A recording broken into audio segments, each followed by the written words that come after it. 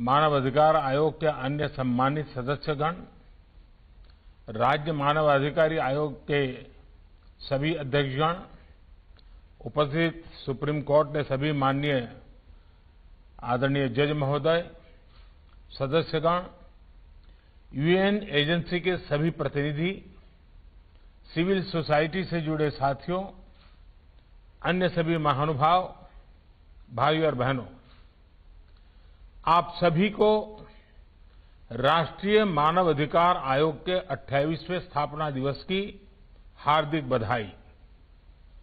ये आयोजन आज एक ऐसे समय हो रहा है जब हमारा देश अपनी आजादी का अमृत महोत्सव मना रहा है।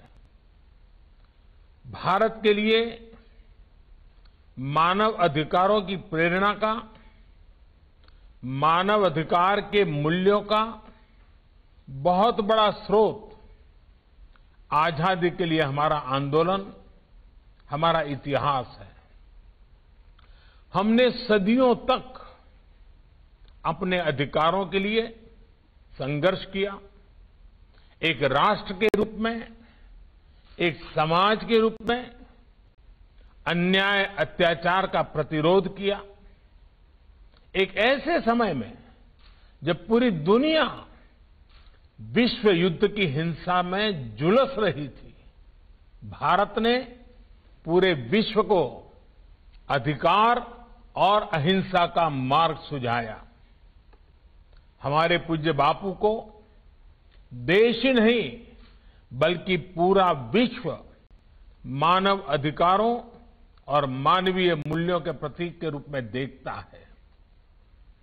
ये हम सबका सौभाग्य है कि आज अमृत महोत्सव के जरिए हम महात्मा गांधी के उन मूल्यों और आदर्शों को जीने का संकल्प ले रहे हैं। मुझे संतोष है कि राष्ट्रीय मानव अधिकार आयोग भारत के इन नैतिक संकल्पों को ताकत दे रहा है, अपना सहयोग कर रहा है। साथियों, भारत आत्मवत् सर्वभूतेषु के महान आदर्शों को, संस्कारों को लेकर, विचारों को लेकर चलने वाला देश है। आत्मवत् सर्वभूतेषु यानी जैसा मैं हूं वैसे ही सभी मनुष्य हैं।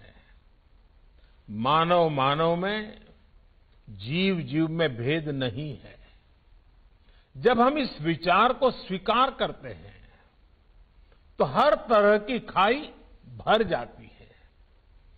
तमाम विविधताओं के बावजूद भारत के जनमानस ने इस विचार को हजारों सालों में जीवंत बनाए रखा। इसलिए सैकड़ों वर्षों की गुलामी के बाद भारत जब आजाद हुआ तो हमारे संविधान द्वारा की गई समानता और मौलिक अधिकारों की घोषणा उतनी ही सहजता से स्वीकार हुई। साथियों, आजादी के बाद भी भारत ने लगातार विश्व को समानता और मानवाधिकारों से जुड़े विषयों पर नया पर्सपेक्टिव दिया है, नया विजन दिया है। बीते दशकों में ऐसे कितने ही अवसर विश्व के सामने आए हैं जब दुनिया भ्रमित हुई है, भटकी है, लेकिन भारत मानव अधिकारों के प्रति हमेशा प्रतिबद्ध रहा है, संवेदनशील रहा है। तमाम चुनौतियों के बाद भी हमारी ये आस्था हमें आश्वस्त करती है कि भारत मानव अधिकारों को सर्वोपरि रखते हुए एक आदर्श समाज के निर्माण का कार्य इसी तरह करता रहेगा। साथियों, आज देश सबका साथ, सबका विकास, सबका विश्वास और सबका प्रयास के मूल मंत्र पर चल रहा है। ये एक तरह से मानव अधिकार को सुनिश्चित करने की ही मूल भावना है। अगर सरकार कोई योजना शुरू करे और उसका लाभ कुछ को मिले, कुछ को ना मिले, तो अधिकार का विषय खड़ा होगा ही। और इसलिए हम हर योजना का लाभ सभी तक पहुंचे, इस लक्ष्य को लेकर चल रहे हैं। जब भेदभाव नहीं होता, जब पक्षपात नहीं होता, पारदर्शिता के साथ काम होता है, तो सामान्य मानवीय के अधिकार भी सुनिश्चित होते हैं। इस 15 अगस्त को देश से बात करते हुए मैंने इस बात पर बल दिया है कि अब हमें मूलभूत सुविधाओं को 100% सैचुरेशन तक लेकर जाना है। ये 100% सैचुरेशन का अभियान समाज की आखिरी पंक्ति में, जिसका भी हमारे अरुण मिश्रा जी ने उल्लेख किया, आखिरी पंक्ति में खड़े उस व्यक्ति के अधिकारों को सुनिश्चित करने के लिए जिसे पता तक नहीं है कि ये उसका अधिकार है। वो कहीं शिकायत करने नहीं जाता, किसी आयोग में नहीं जाता। अब सरकार गरीब के घर जाकर गरीब को सुविधाओं से जोड़ रही है। साथियों, जब देश का एक बड़ा वर्ग अपनी आवश्यकताओं को पूरा करने में ही संघर्षरत रहेगा, तो उसके पास अपने अधिकारों और अपनी आकांक्षाओं के लिए कुछ करने का ना तो समय बचेगा, ना ऊर्जा और ना ही इच्छा शक्ति। और हम सब जानते हैं, गरीब की जिंदगी में हम अगर बारीकी से देखें तो जरूरत ही उसकी जिंदगी होती है, और जरूरत की पूर्ति के लिए वो अपना जीवन का पल पल, शरीर का कण कण खपाता रहता है। और जब जरूरत पूरी न हो तब तक तो उसको ये अधिकार के विषय तक वो पहुंच ही नहीं पाता है। जब गरीब अपनी मूलभूत सुविधाओं, और जिसका अभी अमित भाई ने बड़े विस्तार से वर्णन किया, जैसे शौचालय, बिजली, स्वास्थ्य की चिंता, इलाज की चिंता, इन सब से जूझ रहा हो और कोई उसके सामने जाकर उसके अधिकारों की लिस्ट गिनाने लगे, तो गरीब सबसे पहले यही पूछेगा कि क्या ये अधिकार उसकी आवश्यकताएं पूरी कर पाएंगे। कागज में दर्ज अधिकारों को गरीब तक पहुंचाने के लिए पहले उसकी आवश्यकता की पूर्ति किया जाना बहुत जरूरी है।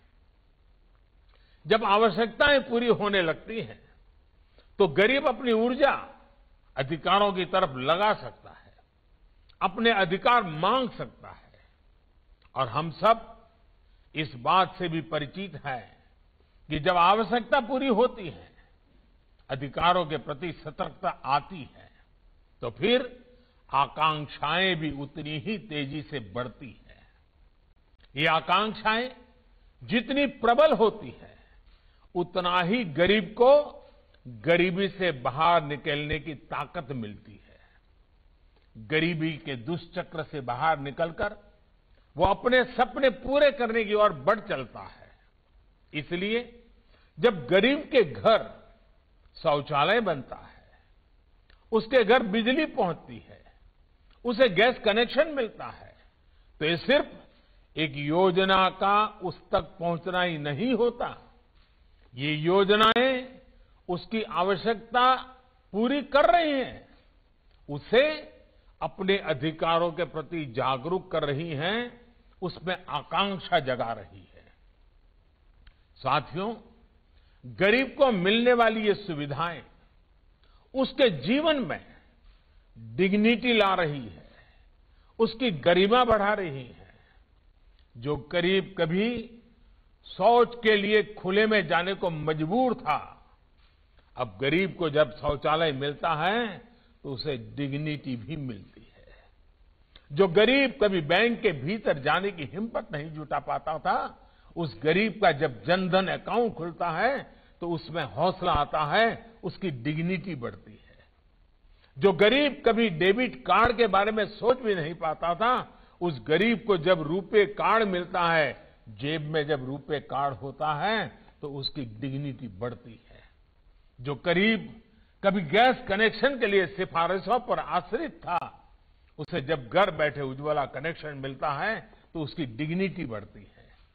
जिन महिलाओं को पीढ़ी दर पीढ़ी प्रॉपर्टी पर मालिकाना हक नहीं मिलता था, जब सरकारी आवास योजना का घर उनके नाम पर होता है तो उन माताओं बहनों की डिग्निटी बढ़ती है। साथियों, बीते वर्षों में देश ने अलग अलग वर्गों में अलग अलग स्तर पर हो रहे इनजस्टिस को भी दूर करने का प्रयास किया है। दशकों से मुस्लिम महिलाएं 3 तलाक के खिलाफ कानून की मांग कर रही थी। हमने ट्रिपल तलाक के खिलाफ कानून बनाकर मुस्लिम महिलाओं को नया अधिकार दिया है। मुस्लिम महिलाओं को हज के दौरान महरम की बाध्यता से मुक्त करने का काम भी हमारी ही सरकार ने किया है। साथियों, भारत की नारी शक्ति के सामने आजादी के इतने दशकों बाद भी अनेक रुकावटें बनी हुई थी। बहुत से सेक्टर्स में उनकी एंट्री पर पाबंदी थी। महिलाओं के साथ इनजस्टिस हो रहा था। आज महिलाओं के लिए काम के अनेक सेक्टर्स को खोला गया है। वो 24 घंटे सुरक्षा के साथ काम कर सके, इसे सुनिश्चित किया जा रहा है। दुनिया के बड़े बड़े देश ऐसा नहीं कर पा रहे हैं, लेकिन भारत आज करियर वुमेन को 26 हफ्ते की पेड मैटरनिटी लीव दे रहा है। साथियों, जब उस महिला को 26 सप्ताह की छुट्टी मिलती है ना, वो एक प्रकार से वो नवजात बच्चे के अधिकार की रक्षा करता है। उसका अधिकार है उसकी मां के साथ जिंदगी बिताने का, वो अधिकार उसको मिलता है। शायद अभी तक तो हमारे कानून की किताबों में सारे उल्लेख नहीं आए होंगे। साथियों, बेटियों की सुरक्षा से जुड़े भी अनेक कानूनी कदम बीते सालों में उठाए गए हैं। देश के 700 से अधिक जिलों में वन स्टॉप सेंटर्स चल रहे हैं, जहां एक ही जगह पर महिलाओं को मेडिकल सहायता, पुलिस सुरक्षा, साइको सोशल काउंसलिंग, कानूनी मदद और अस्थायी आश्रय दिया जाता है। महिलाओं के साथ होने वाले अपराधों की जल्द से जल्द सुनवाई हो, इसके लिए देश भर में 650 से ज्यादा फास्ट ट्रैक कोर्ट बनाई गई है। के लिए मौत की सजा का प्रावधान भी किया गया है। Medical termination of pregnancy act, इसमें संशोधन करके महिलाओं को एबॉर्शन से जुड़ी स्वतंत्रता दी गई है। अड़ी सोमवार से शुक्रवार शाम 6 बजे सिर्फ TV9 भारतवर्ष पर।